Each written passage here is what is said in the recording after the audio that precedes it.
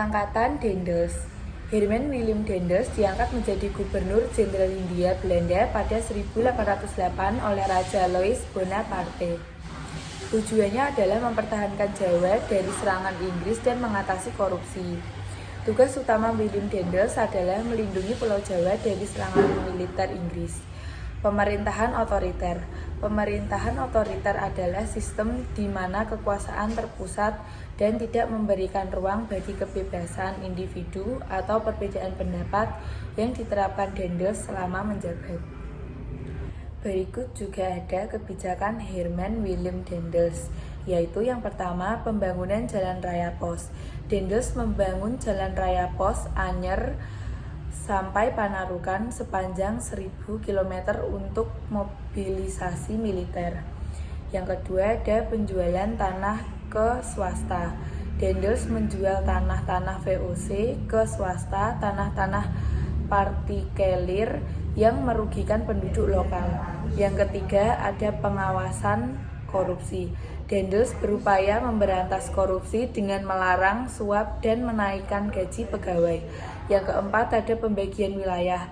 Daendels membagi Jawa menjadi 9 prefektur untuk memperkuat kekuasaannya.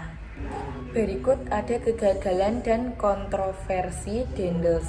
Yang pertama ada kegagalan Daendels. Daendels gagal karena programnya malah memperparah korupsi dan merugikan negara. Yang kedua ada beban berat bagi rakyat. Kebijakan kerja paksa untuk membangun jalan raya pos sangat memberatkan rakyat dan menyebabkan banyak korban. Yang ketiga ada Daendels dipanggil pulang.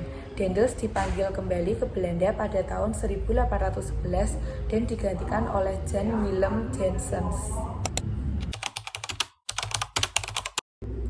Thomas Stamford Raffles. Thomas Stamford Raffles adalah pejabat Inggris yang diangkat sebagai letnan gubernur di Jawa setelah Belanda menyerahkan Hindia Belanda kepada Inggris melalui Perjanjian Tuntang 1811. Ia memimpin Jawa hingga tahun 1816 dengan membawa sejumlah pembaruan.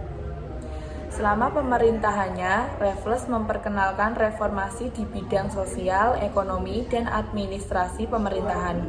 Ia juga menaruh perhatian besar pada kebudayaan dan sejarah Jawa. Salah satu karyanya yang terkenal adalah buku History of Java yang membahas kehidupan masyarakat dan budaya Jawa. Selain itu, Raffles turut berjasa dalam melestarikan warisan penting termasuk usaha penyelamatan Candi Borobudur dari kerusakan. Berikutnya ada kebijakan Thomas Stamford Raffles. 1. Penghapusan kerja rodi dan penyerahan wajib. Raffles menghapus kerja paksa tanpa bayaran dan kewajiban menyerahkan hasil bumi karena dianggap menindas rakyat. Yang kedua ada kebebasan petani dalam menentukan tanaman. Petani diberi kebebasan memilih tanaman yang akan ditanam meski tetap diwajibkan membayar pajak kepada pemerintah. 3. Reformasi pemerintahan dengan 16 karesidenan.